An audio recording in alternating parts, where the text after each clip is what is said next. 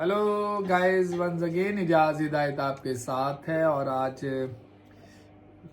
Coffee with Ijaz. और ये जो कॉफी है जो स्पेशली मेरी वाइफ ने बनाई है। तो शिंदा, आज आपने एज ए प्रोफेशनल लाइफ की अगर बात करें तो what you learn today?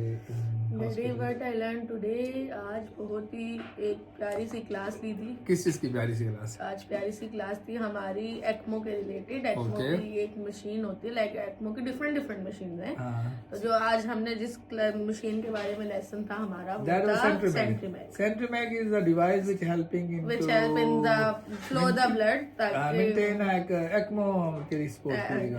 ECMO की सपोर्ट, मतलब सपोर्ट, एक्मो है ही सपोर्ट, सपोर्टिव डिवाइस है एक्मो की सपोर्ट का, मतलब है ही सपोर्टिव डिवाइस। ठीक हो गया। तो आज हमने उसके बारे में आज जो लेक्चर था कि डी एयर कैसे करेंगे, लाइक आपका इसका पेशेंट। मतलब है कि डी एयर से क्या मुराद है? डी एयर से मतलब है कि आप एक आर्टिफिशियल सर्किट बना के दे रहे हैं ना, सर्कुलेशन आपकी बॉडी की चल रही है। यानी कि आप जो ब्लड है उसको उसमें एक आर्टिफिशियल सर्कुलेशन भी मेंटेन, जैसे बॉडी की सर्कुलेशन, इसके अंदर एक और सर्कुलेशन एडिशनल कर देते हैं।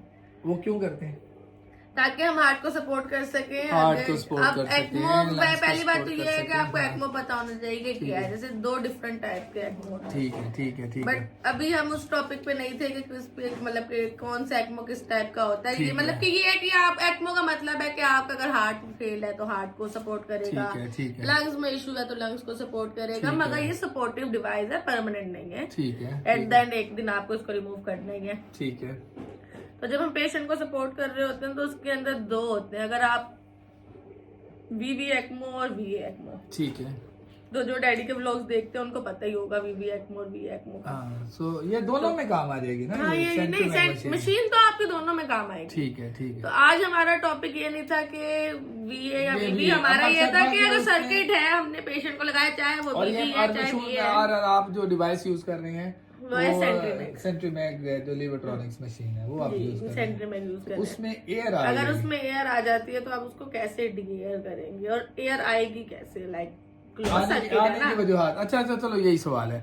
जब डियरिंग की बात हो रही है तो what can be the causes of हवा आने के कॉजेज क्या हो सकते हैं? डैडी, सबसे पहले तो आपको ये पता होना चाहिए कि नेगेटिव प्रेशर क्या है, पॉजिटिव प्रेशर क्या है। अरे वाह! क्योंकि तभी एयर आ सकती है। तो नेगेटिव में आता है या पॉजिटिव में आती है? तो आपका लाइक अगर ऑपोजिट होगी, अगर आप एयर आने के चांसेस क्या है? नेगेटिव प्रेशर के अंदर आने हैं, पॉजिटिव में नहीं आएगी। क्योंकि ये एक बड़ा प्यारा क्वेश्चन आया था कि ऑक्सीजनेटर जो लोग एक्मो यूज करते हैं उनको पता होगा कि पोस्ट ऑक्सी और प्री ऑक्सी होता है, जो हमारे पास पिक्टेल्स होती है। ठीक है। तो उसके अंदर ये है कि एयर कैसे जा सकती है। तो आपकी सेंट्रल वेन के थ्रू जा सकती है, लाइक आप सेंट्रल वेन डाल रहे हैं तो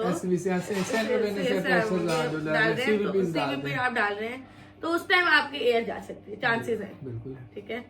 अब वो इधर ही क्यों जाएगी? इसलिए क्योंकि वो आपका जो है सेंट्रल वेन आपकी वेन है, उसमें नेगेटिव प्रेशर है, तो वो एयर सक कर ले, ठीक है, जा सकती है। उसके अलावा आपके जो पिगटेल्स हैं, हो सकता है वो क्रैक हो, मतलब कभी माल फंक्शनिंग हो जाती है ना, तो अगर वो क्रैक हो तो उसके थ्रू भी जा सकती है। और ये क्वेश्चन था कि कैनुलर डिसलॉज भी हो सकता है। कैनुलर डिसलॉज भी हो सकता है, आप पेशेंट शिफ्ट कर रहे हैं उस दौरान, ट्रांसपोर्टेशन के दौरान भी हो सकता है। और सबसे बड़ी बात यह है कि जब कभी आप जो है ना वो हीमोफिल्ट्रेशन करते हैं या वो सीआरटी करते हैं, डायलिसिस करते हैं मरीज, डायलिसिस करते हैं, ये भी तो उस टाइम भी होता है कि आपके एयर आ जाए। तो अगर एयर आ जाएगी तो आपको कैसे पता चलेगा कि भाई उसमें एयर आ जाएगी? अच्छा, कैसे पता चलेगा? ऐसे पता चलेगा कि एक तो आपका जो फ्लो है वो बहुत ज्यादा फ्लक्चुएट होना शुरू हो जाएगा, तो आपको डिक्रीज होगा। एंड आपको एक साउंड भी सुनाई पंप में, ये सिर्फ सेंट्रीमैग की बात है कि आपको एक वूशिंग साउंड सुनाने देने लग जाए, तो आपको पता चल जाएगा कि कुछ ऐसा कुछ हुआ है, कुछ एबनॉर्मल साउंड आया। ठीक है ना? आपने वो देखना है कि एबनॉर्मल साउंड क्या है। तो आप जैसे देखेंगे कि एबनॉर्मल साउंड है, तो आपका पहला रिएक्शन क्या होना चाहिए? आपका पहला रिएक्शन होना चाहिए कि आपको अपनी रिटर्न लाइन को फौरन से क्लैम्प करना है। तो रिटर्न लाइन क्या बुलाची? रिटर्न लाइन ये मैं इसलिए पूछ रहा हूँ जो नए सीखने वाले। रिटर्न लाइन ऐसी है कि 2 होते हैं, लाइक हम इधर रिटर्न और एक्सेस का वर्ड इसलिए यूज कर रहे हैं, हम आर्टीरियल और वीनस भी बोल सकते हैं। जैसे हम नॉर्मल बाईपास में बोलते हैं कि आर्टीरियल लाइन है, वीनस लाइन है, मगर इधर हम आर्टेरियल और वीनस इसलिए नहीं बोलते क्योंकि यहाँ पे वी एक्मो क्या है, वीनो लाइक वेन से ले रहे हैं, वेन से ट्रांसफर कर रहे हैं। तो फिर आपको कैसे पता चलेगा कि ऑक्सीजनेटेड कौन सी, डीऑक्सीजनेटेड कौन सी? तो इसलिए हम एक्सेस कहते हैं जहाँ से हम ले रहे हैं। रिटर्न ब्लू ब्लड मतलब डीऑक्सीजनेटेड हो गया एक्सेस। रिटर्न जो हम कर रहे हैं जायरा ऑक्सीजनेटेड है, तो वो हम कहते हैं रिटर्न जा। ठीक है, तो हम सबसे पहले तो रिटर्न क्यों क्लेम करते हैं एक्सेस? रिटर्न डैडी हम इसलिए क्लेम कर देंगे क्योंकि वो एयर एम्बुलिज्म है, वो ऑक्सीजनेटेड ब्लड है, तो मतलब ऑक्सीजनेटेड ब्लड के थ्रू वो जाएगा, तो वो जैसी बॉडी में जाएगा तो वो ब्रेन तक जा सकता है, हेमरेज हो सकता है, पेशेंट को स्ट्रोक हो सकता है। तो इसलिए हम कोशिश करेंगे कि पहले पेशेंट को सिक्योर करें। और अगर डीआर भी करना होगा ना, एक एडिशनल बात हूँ, अगर आप एक्सेस को क्लेम करेंगे तो आपके वॉल्यूम नहीं आ पाएगा डीआर करने के लिए, तो पीछे वॉल्यूम चाहिए ना। तो मैं उसका भी बता रही, तो पहले तो हम क्लेम करके हम फौरन ही हेल्प मांगेंगे ना। हाँ वेरी नाइस, सबसे पहला काम आपका हेल्प, मतलब आपके दो काम एक साथ फ्रीक्वेंटली होने चाहिए कि क्लैम्प भी साथ में लगे और साथ ही आप फौरन हेल्प का भी बोल देंगे, और आप एनेस्थीसिया वालों को बोलेंगे वेंटिलेशन स्टार्ट कर दें और नॉर चला दें। अच्छा, नॉर, ताकि पेशेंट क्योंकि एक्मो पे है ना, तो स्टेबल हो, ये ना हो के डीए करते। कभी पेशेंट होता है डीए नॉर की जरूरत ही ना, क्योंकि मरीज के प्रेशर स्टेबल हो, मतलब ऐसा हो के डिपेंड। बट आप हेल्प का पूछेंगे कि भाई प्लीज आप हेल्प स्टार्ट करें, आपकी वेंटिलेशन यहाँ से ऑफ हो गया।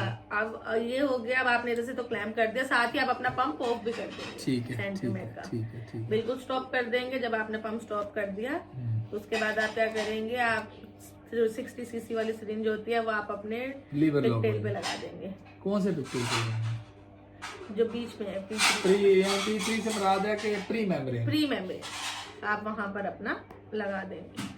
और उसके बाद आप डीएन नहीं करेंगे, उसके बाद आप पंप निकालेंगे, सेंट्रीफ्यूगल पंप निकलेगा तो आप एयर निकलेगी। उसके बाद आप देखें कि एयर कहाँ ट्रैप है, तो आप और उसके भी खड़े होकर नहीं, आप बैठ के उसको निकालेंगे, क्योंकि आप जब नीचे बैठेंगे, नीचे ट्यूब पंप लेके जाएंगे तो एयर फ्लो ऊपर आएगा। तो जब जैसे आपको ये देखना लाजमी है कि पंप क्लियर होना चाहिए। जैसे ही आपका पंप क्लियर हो जाएगा, उसके बाद आप पिगटेल से 3 दफा 60 सीसी वॉल्यूम निकालें, तो आपका ऑक्सीजनेटर बिल्कुल एयर फ्री हो जाएगा, पंप भी और ऑक्सीजनेटर। स्टिल आपको शक है तो आप और भी निकाल सकते हैं अपने सेटिस्फेक्शन के लिए। उसके बाद आपने जब निकाल लिया, आप वापस से पंप को इंसर्ट करेंगे, सही से अच्छे से सिक्योर करेंगे। सिक्योर करने के बाद आप 1500 आरपीएम पे स्टार्ट करेंगे और देखेंगे कि सही चल रहा है कि नहीं। उसके बाद वापस आप अपने एक्सेस के कैनुला से वो रिटर्न को आप क्लैंप रिमूव करके और फिर जो आपका एक्चुअल वो था फ्लो उस पे आप करेंगे।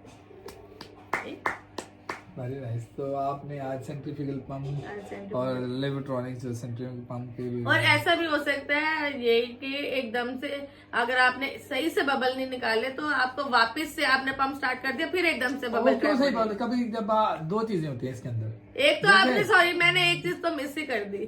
आपने सिर्फ पंप डीएयर नहीं करना, आपने जिसको जब आपने सपोर्ट की हेल्प मांगी है उस टाइम आपने उनको ये भी बोलना है कि अगर मैं ये काम कर रहा हूँ तो जो साथ वाले को कोई पता करे कि क्या सोर्स ऑफ एयर रेक्टिफाई। अगर आपने रेक्टिफाई नहीं किया तो आपको बार बार करते रहेंगे, होता रहेगा, लूप पे चलता रहेगा, मार देंगे। तो इससे कि आप रेक्टिफाई करेंगे कहाँ से निकले, एक्चुअल सोर्स को खत्म करें वहां से जहाँ से। तो बहुत जबरदस्त, ग्रेट हो भाई, ग्रेट हो। सो गाइज, बड़ी जबरदस्त टॉक हुई आज शिंजा इजाज के साथ। तो फिर एक नए टॉक के साथ नई बात फिर हाजिर होंगे। जब तक के लिए जनाब खुदा हाफिज।